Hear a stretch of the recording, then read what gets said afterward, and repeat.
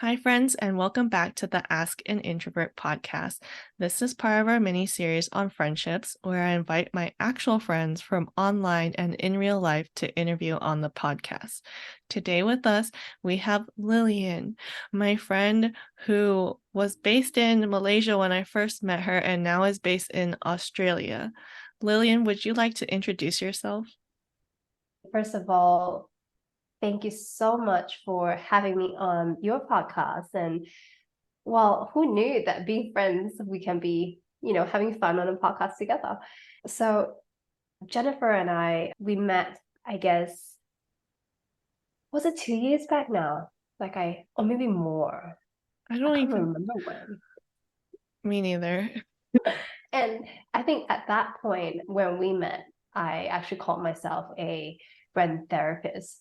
Reason being, like one of my clients basically coined that term, brand therapist. And what I do is that I go in and sort of like almost do surgery to pick out things in people, like dig out the stories, getting them to see the shadows, owning their light, and then I piece them together and then create a brand for them, so that they can be safe in themselves to show up as who they are.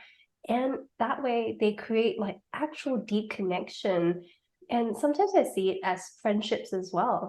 I don't, every single client that I have had are like my friends. There's a deep connection that's established, and like a very soulful connection.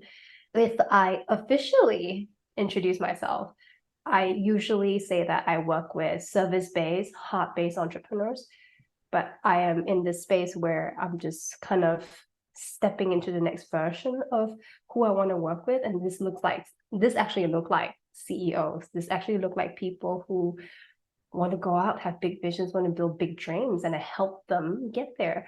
So I help them go from being the best kept secret to really confidently sharing their brand. It's been such a journey, and that's what I do.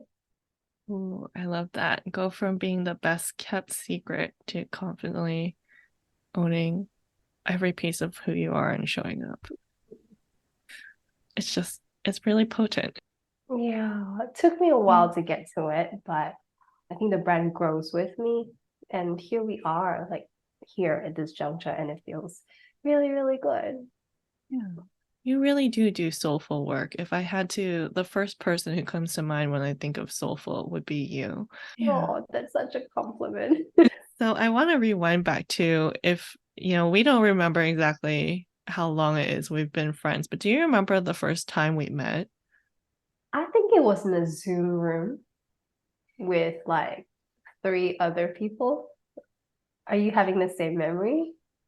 I have I have this feeling that I have a different memory than you, that you don't actually remember the first time we met.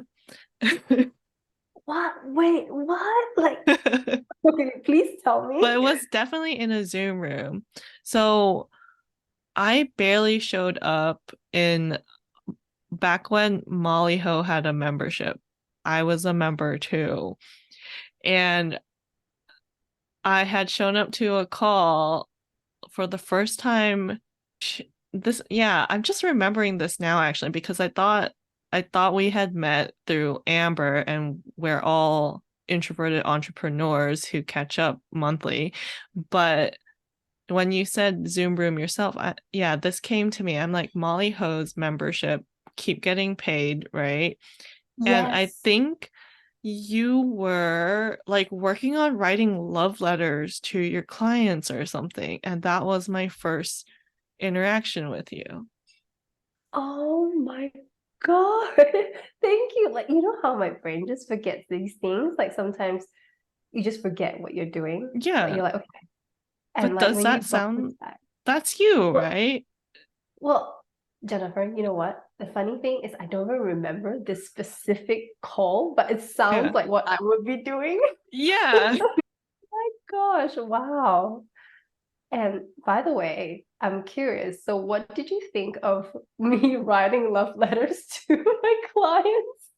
I mean, I didn't, it's, yeah, I don't know. That's so, yeah, what would I think? I guess I don't find it is so you now that I know you. I can't really remember what my impression was back then. Yeah. Mhm. Yeah. But I'll Sometimes when bet I I was see, like, "Oh, that's so sweet. I should do that to oh, my clients someday." And which I do. Like when I offboard a client, I give them a little packet with a note and yeah. mm, But yeah, oh, that's so lovely. I wonder if there's a recording of that Zoom somewhere. Molly probably has it. Yeah. Mm, So we've connected a lot over Zoom and only over Zoom. You're one of my online friends I haven't met in person yet. What do you mm, think that would be like if we do? mm. Like when I think about both of us, like I'm very, very chatty, but I'm actually introverted. And Mm. sometimes I'm very uncomfortable with pauses. So I feel like I might talk your ear off and be like, Lilian, can we just feel each other? That's my idea of what will happen. Like, Oh, what about you? How do you think that will go? I think we're gonna hug for a really long time. Hmm. Hmm. Yeah. And then I'll plan some kind of quiet activity. Like maybe we can go to the beach and play in tide pools together where we don't I have to will be bring food. talking. I Oh will yeah. bring food. I promise. Okay, tell me what kind of food. Asian fusion. Well, if you don't mind healthy-ish food, I've recently learned how to make pancakes, like rice pancakes with vegetable. So I would bring that. Ooh. I eat everything, so you don't have to worry about me. It's just so weird, isn't it? Because meeting over Zoom, you don't necessarily connect over food or drinks. Yeah. And I feel like that's so odd. Like, I'm like, what would Jennifer like to eat? I see your food stories. And I'm just like, okay, Asian, that would work. Yeah, that's really true. I didn't think about that before. I have no idea like what your coffee, tea, or boba order would be. You know why? Because I don't drink any of those. Oh, okay. Yeah, but that's Yeah, like something I feel like I would know about friends that I have met in real life or mm, or did meet in person first. But it's interesting that you don't drink any of those to begin with. yeah, I only drink water. It's like a super weird thing. Like it's not really sexy. If I took a video of look at what I'm drinking, it's water. But water is exactly what we need. It's the purest form of hydration, right? It is true, Yeah. but people don't find it sexy, unfortunately. Oh, I mostly drink water. I know I post a lot of boba shots and matcha lattes, but 80% of the time just drinking water. That's healthy. Wow, now I'm trying to think like, yeah, one of the things that I like or I haven't or I know I would do, but I haven't had to do yet is if my friend who was further away from me that I couldn't drive to in a time of need or Mhm. something, I would like DoorDash or grab something straight to them that I know that Mm. would comfort them. But I have no idea what I would send to you in terms of comfort food. It's also really difficult, like for me to eat out because Mm, right now I'm in this really weird period where I have to cut out a lot of foods for health reasons. yeah. And honestly, like the only thing I take away would be Viet food.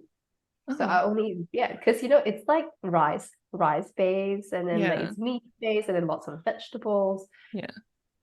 So it is quite sad. There's like one option could be that, or okay, maybe one other one, bibimbap, because it's rice bowl Oh, with lots of vegetables. yeah. I don't know. Do you know anything else that might be comfort food, like that's healthy? Like it's difficult, isn't it? I guess so. I think for most people, comfort food isn't healthy, but I do crave like cooked, warm, hot vegetables when I'm feeling really Mm. down. Yeah. And I'm What's all for yours? Viet food. You love what? Sorry. Oh, I'm all for Viet food. So I don't think you're weird at all. I think you have the best taste. It's really funny because I thought that I have like a westernized palate. Mm. But ever since moving to Brisbane, I honestly like all the Asian food. Like I'm like, why aren't there more Asian food around me? Like I sometimes take Spanish, sometimes Italian, almost never Italian. So I kind of feel like my palate is actually Asianized palate. I eat Indian, Viet, Thai, Chinese, Korean, Japanese, and I'm like, yes, all the Asian food. Like, are Yes. you the same? Yeah. I like it's very, even though I'm based in America, it's very rare that I would be like, oh, I want a burger or Hmm. I want, or even pasta, you know. Yeah. My comfort food would be if somebody sent me a Vietnamese noodle soup, but not pho because it's a little basic. I mean, I'll still love it, but if you send me like a spicy bún bò Huế or bún riêu, that's really comforting to me. Yeah. I've actually never had those. I need Oh, to. And, and it's not usually on the menu as well. It's yeah. probably into the culture, is it? Or I don't really know. I guess, yeah. Well, I'm Viet for one, and then I grew up in California where we have a mm, lot of access, and then my mom makes all of these things. So yeah. I don't really know. It's like if someone asked me what's the best place to go get Viet food, I can't really recommend one, but I can Would you go say and rank them with you. would you say it's your mom's food? Like mom's food is the best. Would you Oh say yeah, that? definitely. Or go straight to Vietnam. Skip the restaurant. Oh, Yeah. No, there's solid restaurants here. Yeah. yeah. I think about like when I explore these food places, it kind of gives me like a sense of like the culture and the people here too. So that's really interesting for me, like to explore the place through food. Okay, but so let's see. I think most of my friends are foodie friends, even if they have more restrictions. Like they all love food and connect with food in some way. But I think it's interesting that I thought we would have an activity when we meet, and you're the one who said you're gonna bring food. Well, Jennifer, although I have a restriction with food, it does not mean I don't love food. Exactly. I'm Yeah, acknowledging that. yeah. I'm more I love surprised that I didn't offer up a food activity. you would have done so. I'm like, first thing food. And then I'm like, hey, wait, hold on. This is like the opposite. Maybe, okay, hold on. Maybe I'm thinking, like, I know that you love food, and maybe you know that I love connection. Maybe we're kind of like giving each other what we think we want, like Yeah, personally. Do you think? a little bit, but also like, yeah, but also like recognizing that, oh, this is something that I get to do with you Mm. specifically. Yeah, I think if we were to meet in real life, I'll we go will. like a 360 and back to the question. If we were to meet in real life, I definitely think it would be an energetic connection. Like it Mm, would be more than the physical things, you know? And I think that's how, mm, in a way, the soul connects to the soul, if that makes sense, even. yeah. Hmm. So I'm curious, in your opinion, what makes a good friendship? Wow. I've been thinking about this. I really think it's connection.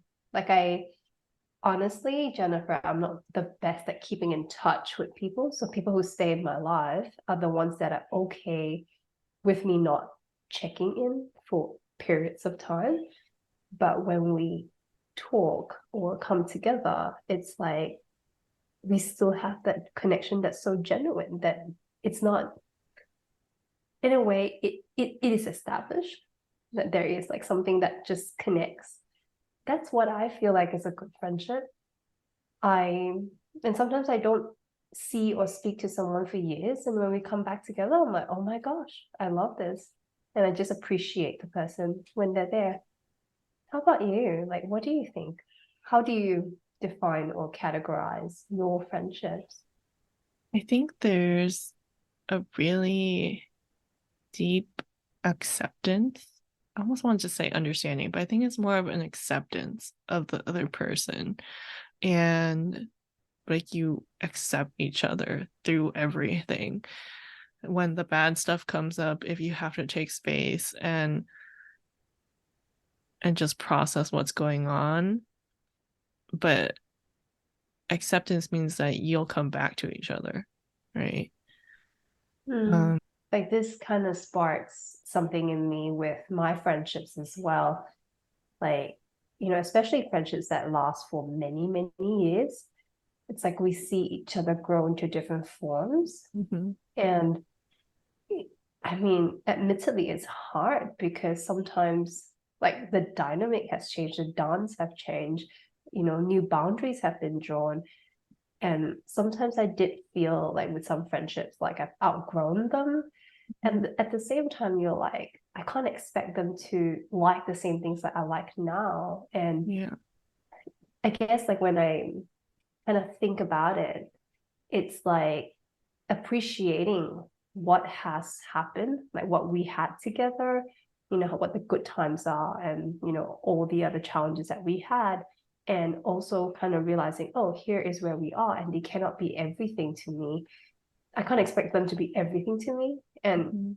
I personally have learned how to segregate some things from friendship. I think last time when I see a friend, it's like, okay, they're the person I would tell everything to. They would be the one that process my feelings. They would be the one that consoles me, celebrate with me, all of that. And I think as I grow, I'm like, oh, they can't do that. They can't possibly be that. Neither can the people closest to me, like, for example, my husband. And it's sort of like an individuation process. And I see my friends having to go through the same thing as well. And then, it's a whole new adventure when we come back and be with one another after that process of individuation. It's so beautiful because, like, wow, it's almost like a new, renewed relationship. Yeah, that's what I think of when I think of friends, that like the journey of a friendship. It's really beautiful, and not having expectations in what it will become, how it will become, just kind of flowing with it and allowing, like you said, accepting them for who they are. Words you said that really stuck out to me were that a friend can't be everything for you. It goes the Mm. other way too. Like you can't be everything for another person either.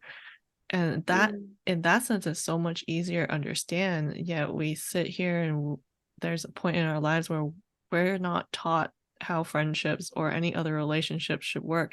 And we want that one person to solve everything for us and be everything for us. That's a lot for one person to carry. And I would interpret that in that way. That's where the acceptance comes in, is accepting, this is a whole other human being, and they have so many facets and sides to them that in friendship, the true gift that we get is to uncover that over time and over spending not just time, but also the energy to get to know each other and grow with each other, grow apart from each other, and then grow together again. There's so many Mm. ways that it can go. Yeah. And I think about the different types of friendships I have too. You know, I have some friends that we just, come together and talk about business stuff. Like it's super fun. Then I have some friends that, we exchange like coaching together. Then I have other friends that I call when like, oh my gosh, I don't know. Maybe there's just too much alive. Like I'm like, hey, I just need someone to listen. And there are those friends that I call. Then there's other friends that you just connect with. Like I think about, wow, there's so many facets and layers to it. And isn't it amazing that we get to kind of dip our toes into different types of friendships? And maybe some friends you eat with, or some friends you have fun with. Wonder what you think of that. Like, do you also, I wonder, because sometimes I'm like, am I the only one like compartmentalizing all these friendships, or No, are you doing that you're too? not. I feel like you're in my head. Because like for me, it's not just different types of friendships, but I see like there's Tim Urban of Wait But Why does like a really good post on this, but before I had read his, I had always seen myself as like a person at the top of a mountain. Mhm. And especially as an analogy for my introvert battery and how much social energy I have, and just like how many people I have the capacity to actually be close with. So I'm at the top of the mountain, and there's tiers of friendships too, or friendship levels. And so everyone who's like not even on the mountain, they're strangers. And people who have climbed up to like the lower ends, those are your acquaintances. And then like Mm, in the middle, you've got like your good friends, and then at the mm, top, your really close friends. But mm, like a mountain also holds different environments, right? So like on one side of the mountain, maybe it's snowy, and that represents the friends that I would just meet up for a movie or go over their house and just lounge on the couch. And the other side, maybe it's all agriculture, and those are all the friends that I would go eat with. mm. And maybe there's some who exist in the middle, or some who are like so close to the top of the mountain that we do all of those things together. But they're all my friends. Mm. And understanding that, looking back now, like it's a pretty powerful visualization for me. And I wish I understood that at a younger age, that, okay, like this friend who's on the lower part of the mountain, we're just in different places, and that's okay. But we still can exist together. And figuring out how we can bridge that gap if we want to deepen the friendship, that's the the most beautiful part of friendship, is that you choose to be in each other's lives. Sometimes I really wonder, like, what draws us to another person, right? Because it's almost like a choice you both make and say, you're the one, you're my friend. And I'm just very confused as to how that even happens. Because sometimes I'm just so drawn to a person. Like, I'll give you an example. Like a couple of years back, like when I was just starting out with yoga, I was so drawn to this yoga teacher, and her name is Ashlyn. And I was like, oh my God, this woman, like she's just, I'm just so drawn to her. And I just wanted to be her friend. And I just made the effort, right, to kind of close the gap. And she became a friend, really good friend till today. And, she's also one of my past clients. It's it's just mind-boggling. I'm like, how do you choose them? What prerequisites do you even point at and say, you're my friend? I don't get it. Yeah, I think it was like more straightforward when you're kids or something, because then you just meet and you Yeah, play with each other. Or kids actually straight up go up and ask, "Do you want to be my friend?" yeah. And it's normal. But like if we were to do that, I think most people would be taken aback, right? Or there's the ongoing joke that extroverts will adopt an introvert and just get them to come out of their shell or whatever. But yeah, like how I think I think now we don't say it outwardly, but inside we know that we want Mm-hmm. to be friends with someone. And then Mm-hmm. having that self-awareness to take action, to have more interactions with them, to invite them out, to become, like I don't want to think of it as a system, but you're more likely to become friends if you consistently show up and consistently get along. Like I feel like I'm in a very unique kind of like place in my life with friends. Like most of my friends are actually online. All of my clients are online.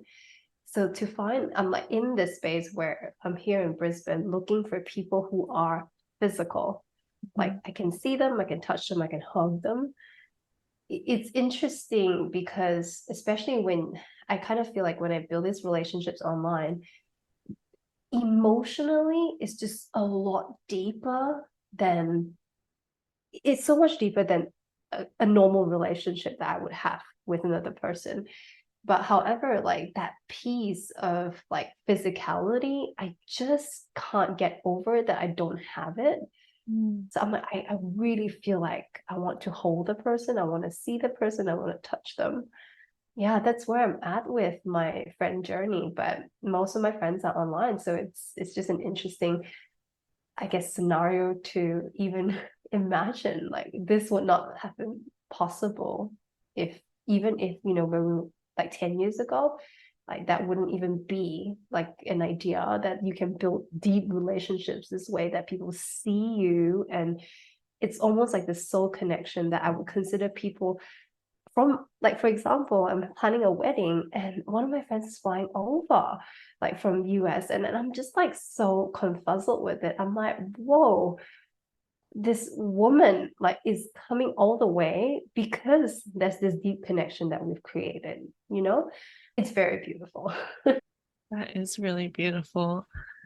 Some of these people that you're inviting, is the wedding going to be the first time you meet them in person? Not many. I Okay. mean, like I think not many of them that actually haven't met them in person before. I actually, another friend of mine, like we actually met up in Malaysia while I was back Mhm. there. So she's from Dubai. It's just so weird seeing a person, you have an idea of how they look like, okay, they're this height, but when they come, you're like, oh my God, how come they look different than I Mhm. imagined? So that's really interesting. Yeah. I know you did a lot of traveling, and I know you met people you met online. And what were you surprised when you saw them, or were they exactly how you envisioned them to be?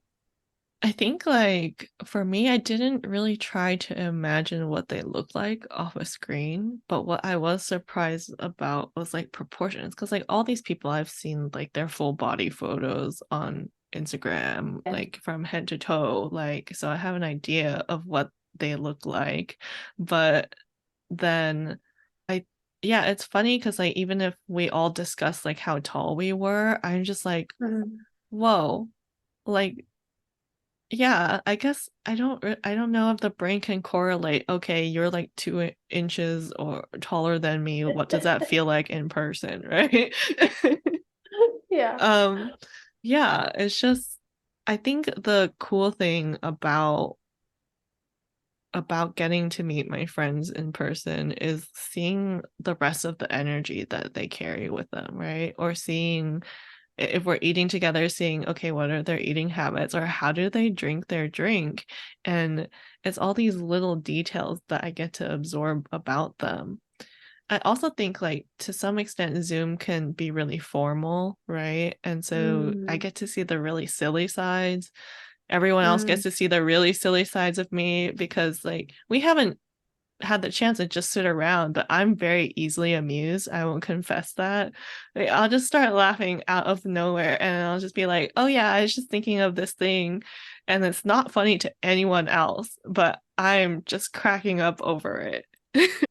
I love that. It reminds me of like my husband. So Mm. he would start telling a joke, and then he would tell a joke that he will find so funny with that he don't finish the joke and he's just laughing at his own joke. So that I love that. I love that trait in him. I love that trait in you. So Yeah, but yeah, I don't express that online because obviously I no, show up and I'm really present for yeah. the conversation. Or yeah, that's the other thing, like Zoom calls usually have a goal of some sort or a structure, or it just hits different. Yeah. Mm. Yeah, I guess like I mean when I think about that, because like I think that's a persona that we sort of put across like in these Mm. screens. Yeah, like when I'm in person, I guess like there is like the nuances that are also there. If you come and see me in like a daily thing, you would know that I'm really, really noisy. I just love singing all the time. Like, I'm sorry, neighbors. I'm just so sorry. It's just me. But on a Zoom call, obviously, you can't do that. Like, it's just not part of the Yeah. etiquette. And yeah. Mm, Mm. what else am I missing? That's an Yeah, interesting thought. I have something I'm curious about that you don't have to answer, but if you want to tell us, where are your feet positioned right now? Oh, they're crossed. Oh, see, there's no way that I could just imagine that. Yeah. Yeah, like, people just assume that I'm like super proper with my feet on the ground, maybe wearing Yeah. like some work pants, but my pants is so colorful. It's not Ooh. necessarily like workish. Yeah. I- I'll confess too, I'm wearing bike shorts right now, and I have a plushy thing under my desk, and one leg is propped up on that because I can't find my slipper after I start this call, and then the other foot's just hanging onto the slipper that I do have. Wait, is this how you do all the calls with me? Like, this is new information. I'm like, now we have to go back and update all the memories of that. Yeah, I always have like a foot resting under my desk, or if I'm standing, I'll be in the slippers. And sometimes it's both, but yeah. Oh, wow. Yeah. This is mind blowing. It's like go back and like updating all these memories. Like Jen was doing that. Oh, wow. Yeah. So details like that we really don't get to see. Yeah. So if I may ask, you recently made your big move, and then you say you're craving friends like with the physicality and stuff. Have you tried making friends in real life at all? Yeah, I have. I think at this age, I mean, I'm 33 this year. I find that it's not as easy as it was when, the last time I was abroad was when I was in university. Mm. I went to Melbourne. It was so easy, because there was just a platform you connected through, like the university, everyone had something similar. And, you had international students and bodies and things like that. But when I'm here, like it takes effort. That's what I would say. It needs me to be intentional and go out and make those friendships and make time to spend time with other people. It just doesn't happen so automatically anymore. I have like, I guess I'm still building my network, I would say, but I have been really lucky that I'm able to also have friendships and people that connect in a way that shows a lot of potential of a Mhm. great friendship. Yeah, like, I'm really excited. That day, I was just at one of my friend's birthday party and we sat down over lunch and it was just like overlooking the water, like the Brisbane River. And we spoke about like the things that, oh my gosh, I wish all women would talk about. We were sharing things. I don't know if it's okay to say on this podcast, but we were kind of sharing things that kind of brought us alive and be desired. And it was like, oh my gosh, such womanly conversations. And Yeah. I was like, where have these conversations been? Like, I'm ready for it. You know, that I'm you can, I think you can talk about that on this podcast. There are really no rules on my podcast. Like one time I ended an episode saying I'm tired now, so I'm gonna go.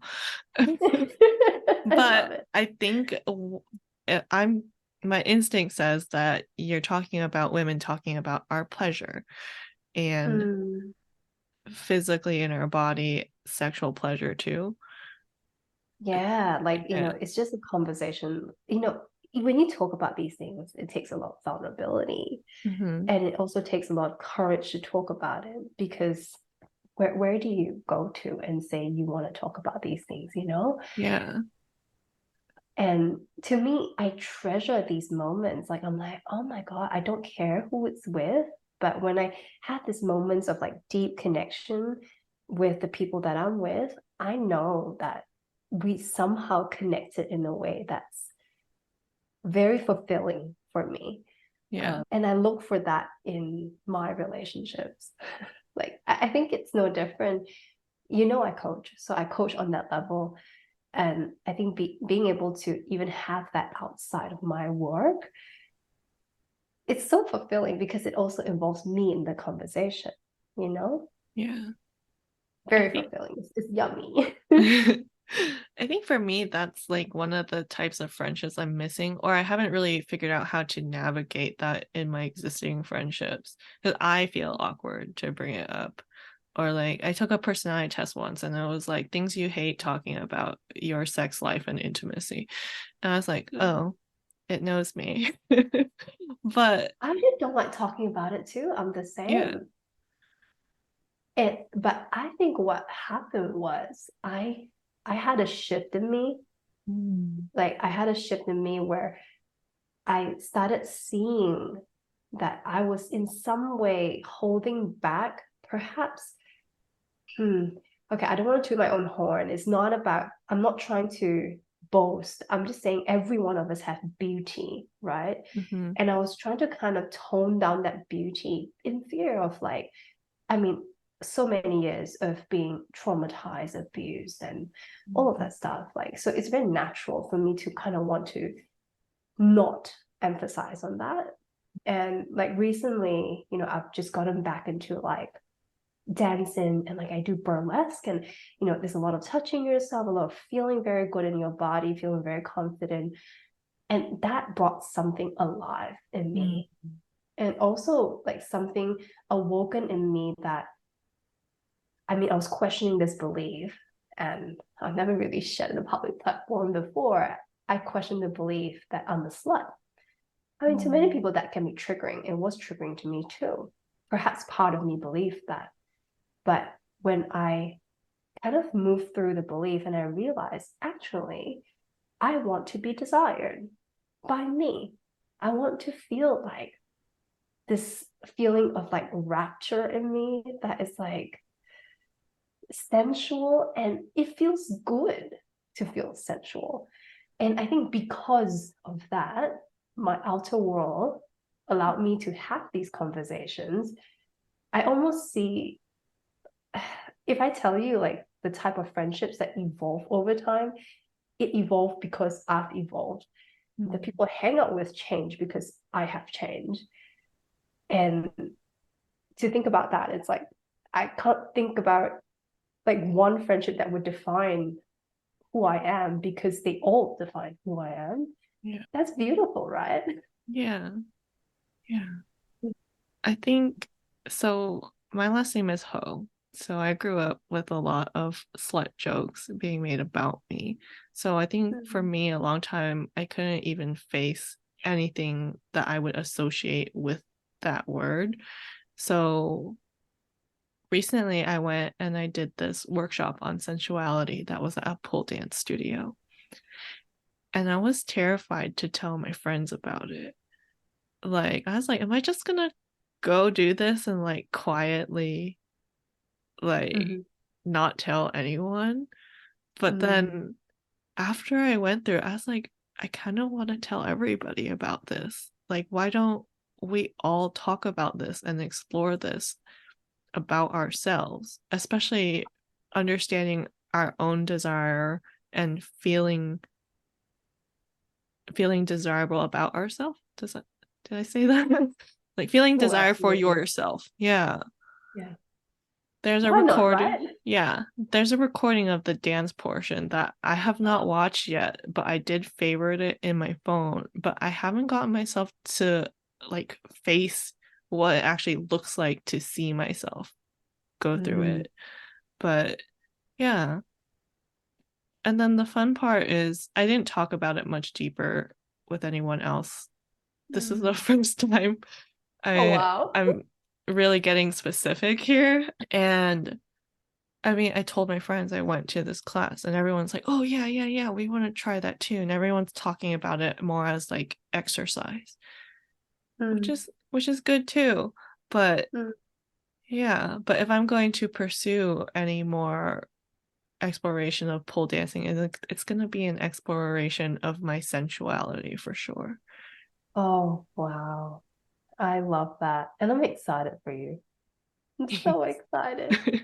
That story really resonated with me because, Jennifer, when I like started pole dancing, like I think could have been 10 years ago, I didn't tell anyone about it. It was like my little, like I just kept it to myself and I kept it like I think I did it for like 3 years and I didn't tell anybody about it.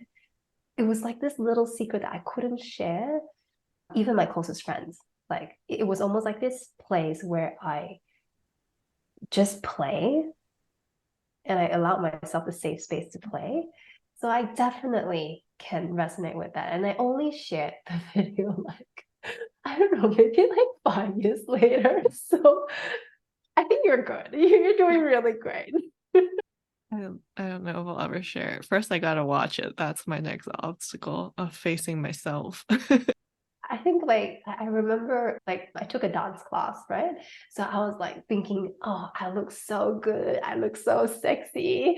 And then I watched the video. I got a shock of my life. I was like, well, we can be, my point is, we can be Yeah. critical of ourselves, but I'm sure Yeah. it looks fine. We're just critical, that's all. Yeah. And when we're really doing something for ourselves, I think like, did you feel sexy when you were in the moment? Oh, absolutely. Yes. Because that, Absolutely. yeah, that gives you way more than what the video is going to give you. And as I hear myself say that, I should probably watch the video. It probably isn't that bad. Yeah. Oh my Hmm. goodness. Yeah, and I think like a lot of my friendships are also made because of my random interests. Like I have so many random interests, and when I think about like how they're made, oh, actually, it's through like perhaps dance, perhaps something I'm exploring, a Mm. workshop that I'm taking, or maybe a course that I go through. And like for example, we met from Molly Ho's membership. What? Yes. So it's interesting. I guess like sometimes when I talk to myself, I also think about, okay, how do I find people that I really connect with? And then I'm like, maybe just follow what really lights me up. And perhaps there are friendships to be found there. Who knows? So going back to making friends in person, throughout our conversation, I've been thinking about it in the back of my head and comparing like making friends online has been easier for me too. But I've also made friends in person. And in person, usually it's like I'll connect with someone who's really cool, but then they'll introduce me to someone who is even more aligned with who I am and Hmm. that we match more as friends. I think that's how more of my recent friendships in person have developed. And then thinking about like, oh, when I identify someone, oh, I want to be that person's friend, I do pursue them. It's almost like dating. Like Mm, I start to like obsess over, okay, what is this person interested in? Like, what's their lifestyle like? What's their capacity to hang out with me? And yeah. I think I just automatically do this, but I can turn it in like there is a method to it somewhere in the madness in my Hmm. mind. But yeah. And then I'll have like a soft invite to something that they can get out of. And then if they Yeah. seem receptive to that, then I make the real invite later on. Oh wow. Um, That's a whole strategy. yeah, it is. At some point, I need to apply this to dating, but that's a different topic. One at a time. It's easier to identify friends, though, at least for me. Hmm. I honestly, like, honestly, Jennifer, I feel like I'm not very good at that Mm, in terms of like pursuing people. Like mm, I'm not sure if this, okay, I saw this graphic, right? Like when you like have, as you grow older, like your relationship with friends, it kind of takes a dip. Like it takes a yeah. huge dip, especially when you start having kids and all. So I'm just wondering, oh my gosh, if I don't up my game, I might have zero friends by the time I have children. Oh, And I think I love that you share that strategy that you have because then it, I guess it kind of like, you know, how when you look for leads for your business, it's the same thing. sorry, friends, your leads. But I'm not saying there's a system to kind of like gather people that you enjoy. And I Yeah, think that's why it works. yeah. I mean, step one is showing up as the friend that you want to be to other people, right? Regardless Mhm. of where or how the friendship has progressed, right? Which I think you do very well. You're who you are and you shine very brightly to me, and that's why I'm drawn to Oh, you. Yeah. thank you, Jennifer. I think I don't do that with many people, like, Mm. because when I think about it, right, like friends, it's like I have so many acquaintances, like it's I've touched and go impacted people's life, and Yeah. I don't know how. I sometimes, maybe here I'm being really vulnerable and honest about it. I don't know how to categorize all of these because I just have so many people that I kind of interact with on a Yeah. daily basis. And then at the end of the day, I'm like, oh my gosh, like I just I don't have enough to give anyone anymore. I just kind of need to, because I'm introverted as well, so I need to Mhm. go back inside and I create that friendship with myself. I don't really have a system with it. I just do. And like I think the way I show up for my friends is, I think over the years I realized it's actually very emotional. Like it's, some people are like gifts, some people are like, physically being there, helping out. But I don't think I have the laborious part of me. I just, that's not me. And right now, because we're planning for the wedding, so like money's like super tight. So I'm like, okay, no gifts. So you get my energy, I guess. And I guess whoever who feels like that's not enough, then, we kind of drift apart as well. Like that's Mm. also, and I guess I also have to accept that. Yeah. Hmm. And that's just your style of friendship. Yeah. Yeah. Thank you for allowing me to reflect it here too. Yeah.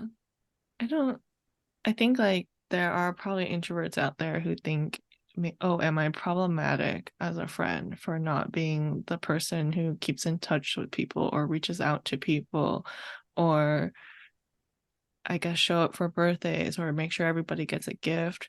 But like, who taught us that that's the definition of friendship?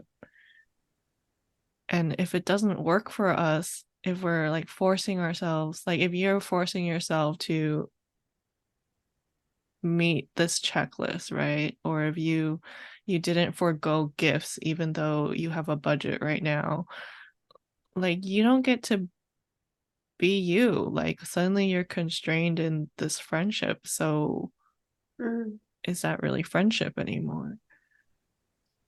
yeah. Like I think about these things too. And I don't know. I guess I would like to ideally be me Mm. and have friends who like me for me. Um, it's really refreshing, like, because I, not far from where I am, is where there's this place called like Mullumbimby in Australia, and it's where all the healing and all, it's where all the healing and retreats are, you can imagine that. And when I go there, people will ask me like, "Oh, where are you staying?" And I'm like, "Oh, I just, I'm staying like, the maybe like a Airbnb down the road." They would literally tell me, "Oh, take down my number. So next time when you come, you can stay at my place. It's just down the road." And I'm just like, "What? Did you just offer me a place to stay? You barely know me. We just met." You know what I mean? And like it breaks the whole construct of like friendship for me. Mhm. I'm like, I don't get this. I would never let anyone who I've just met into my home. I'm with you on that. But being on the receiving end, if someone offers it up to me, I'm totally up for it to stay at someone else's place. But I've just had it offered to me so many times. Like I think the first time when it was offered to me, I was like, Mm. my protective brain went like, oh, is this safe? What do they want from me? You know? And Yeah. then I realized it was a culture there. People actually Yeah. invited me into their homes. And I was like, oh, this is refreshing. Maybe I should be a little bit more open about people, coming by my place, I guess. Like it's like, I mean, it's understandable if you kind of vet the person, met them a couple of times, know who they are. It's very different when you just met them, had two Mm. sentences with them, and offer your place to stay. Yeah. It can be disarming, but at the same time, I think like I trust other people to see something in me that makes them feel Mm, safe too. And so what if mm. they're recognizing that in you, that you're someone who's safe to let into their home? I don't doubt that. I know how pure and I know where I come from. Mhm. Maybe that's why I kind of protect myself that way Yeah. because I know that people don't have the same intentions. Yeah, like it's interesting, like because I remember like going back to Malaysia last year as well. Like I had to stay with one of my relatives that I don't never stayed with them before, and it required a next level of openness in me to like stay with them. Yeah. And I know you also stayed with a friend in Singapore as well, didn't you? I When you went to stayed, visit. yeah, with my friend and her parents actually. Yeah. Yeah. How was that for you? I was at first, okay, honestly, when she invited me, the first question I asked is, how strict is your mom? Why did you ask that? Be- What was that? Let me tell you why I asked that, because I haven't lived with my parents in like, I don't know, 8 years or something now. But I Mhm. know for a fact that if I went and stayed at my mom's place, that I would have a curfew. Oh, wow. You Yeah, mean if until today? Yeah, like if I were to say, Mom, like, I want to move back in with you, I'm gonna go live Mm. there, and she's gonna give me a curfew. Even though my youngest sister also lives there and does not have a curfew. But as the oldest, my mom is gonna want me to be home by 10 p.m. every day. Wow, that's hard. Well, I Yeah, mean, it's not, it's hard in the sense that even if you are home at 10 p.m. every day, you don't want that curfew to be there. exactly. Yeah. Like likely I'll already be in bed by 10, Yeah. but like not or having to like ask for permission, I think that's just like our dynamic. Mm. And so when I think of anyone else's mom, I'm like, okay, what's their style? Yeah. Yeah, my friend's like, oh, she doesn't care. Like I stay out late all the time. I'm like, okay. And then I still like had some reservations because I hadn't met her mom, I hadn't met her dad. Yeah. I I didn't know which part of Singapore she was in, but Mm. like this was it, I just trusted this friend. Mm. Yeah. And then worst case scenario, I would just have to find my own place to stay at and Mm. then have the difficult conversation of saying, "Hey, you know what? I just changed my plans, so I'm not Yeah. gonna be staying here." Yeah. But because I was open to it, I got the experience of a lifetime to really be immersed in like actually living in Singapore, what that looks like, Mm. getting home cooked meals, to go to the hawker markets with them as a family. And like all I had to do was Mm. sit at the table to save it. And they all went off and ordered all their favorites and brought them back. Yeah. Experience. It's like Yeah. you get the full experience of, I guess, a Singaporean, like being a Yeah. Singaporean. Yeah. Hmm. I, it was very profound for me as well. Like, I honestly don't, there's a part of me that's very independent in the sense that I don't like, especially with staying, like, Mhm. because for me, sleeping is such a sacred space. Honestly, I feel that my whole house is sacred to me. So when I go to another person's house, I don't know if they treat it the same way that I treat my Mm. place, and they have the same feelings towards where they live as well. But when I visited my relative as well, it was very transformative for me because I was like, oh, wow, you get to see all the nuances and how people interact with one another and how much love there is between the family members and what lights them up, what their favorite food are, like you said. And it's just very interesting to watch the dynamic of the family have that. I just find it so fascinating, especially when you're staying there for a little bit. Yeah. I think I've observed a bit of a pattern. Like when we're open to staying with relatives and for me staying with someone else's family, it's like we open ourselves up to letting go of that control or independence that we've worked so hard to have in our lives, right? We let go of a bit of that, but then we also let ourselves kind of be kids again, in the sense that, okay, let's be curious, let's explore, let's observe.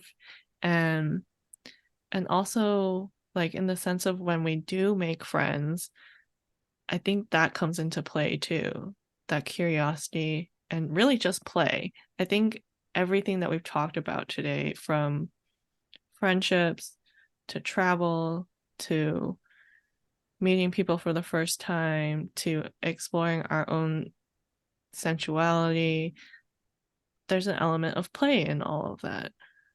Absolutely. Like something really weird popped into my head when you were Ooh. kind of summarizing all of that, right? I I just remember like when I was younger, I would chase relationships that I thought would be great for me, but they're not necessarily the relationships that I want. Mm. I just thought, it, oh my gosh, this is so vulnerable to say. It's like I want to build a repertoire of friends. Mm. Does that, I don't know if that resonates with everyone. It's like this ideal, I need to be friends with this person because of this is this reason. And but I didn't feel connected to them in any way. I just feel like I had to pretend to be someone else to fit in. And I'm just so sick of that. Like, I just don't, I'm like, if I have to pretend to be anyone else, we can't be friends now. Yeah. But that definitely wasn't something that came naturally.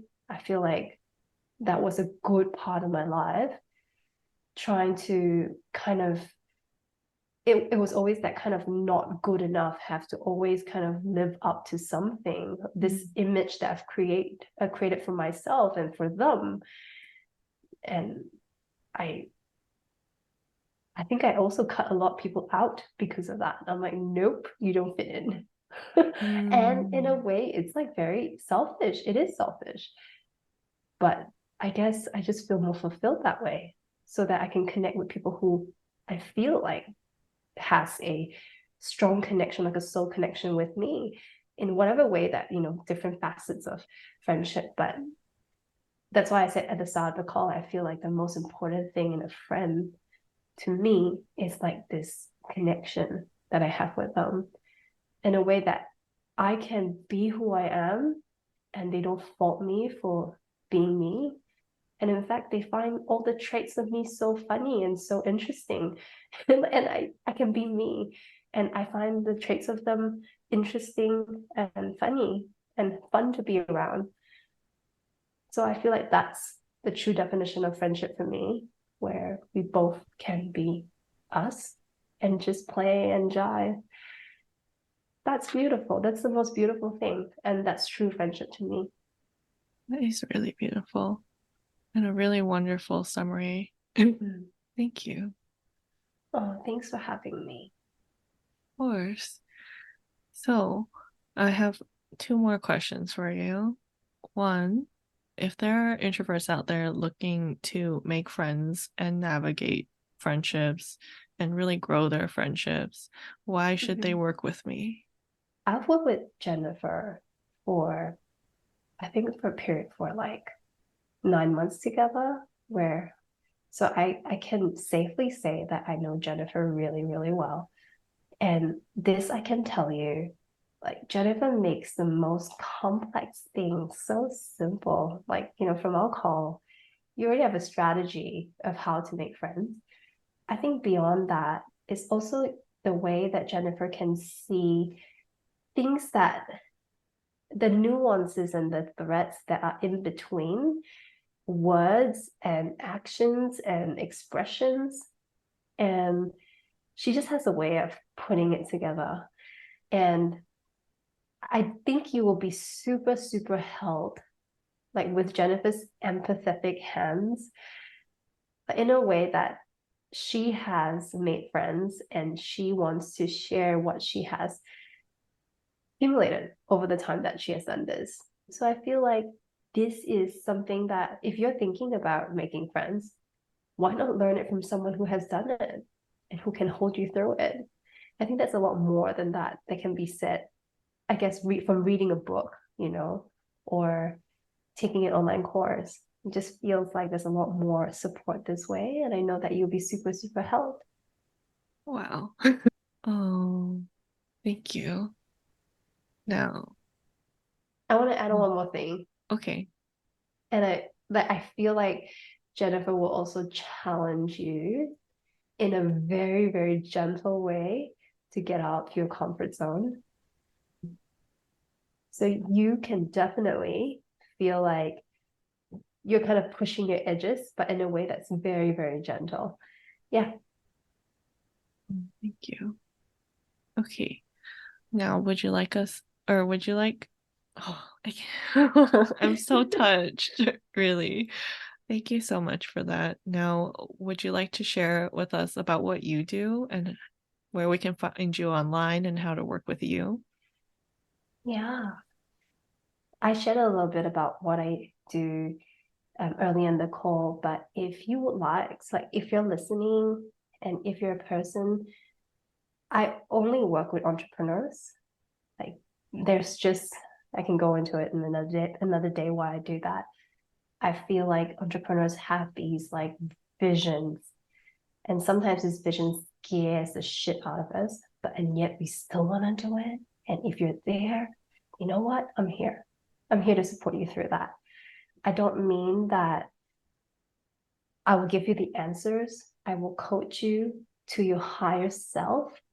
I always tell my clients this: I'm not coaching who you are today. I'm coaching you into the person. I'm calling forth the higher self. That's what I tell them because that's the truth. I want to coach people into their wholeness. I want to coach people into their power. What is impossible today is not impossible tomorrow. That's what I do. And if you want to build a brand along that, I'm here. That's what I do. And if you want to look for me, I'm at locacreates.com or Instagram locacreates. That's where you can look for me. Thank you. I'll drop those in the show notes for anyone who's looking. And I want to share a bit about, because so Lillian mentioned that we worked together for 9 months, and that was where I was a client. And specifically, I did want to basically brand my future self.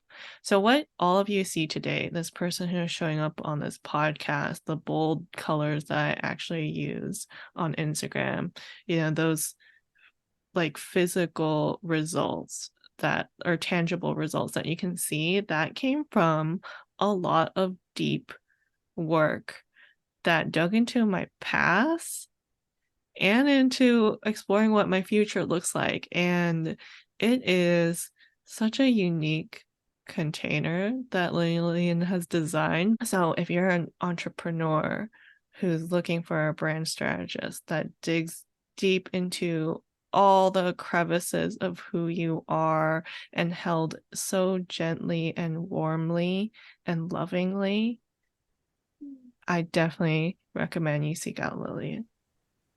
Oh, Jennifer, that feels so wholesome to hear. Thank you. Thank you so Mm, much for your time. thank you. Thank you for this, and thank you for sharing your experience with me. It touches my heart. Thanks for having this conversation with me. Oh, you're most welcome. It's so much fun. Thank you.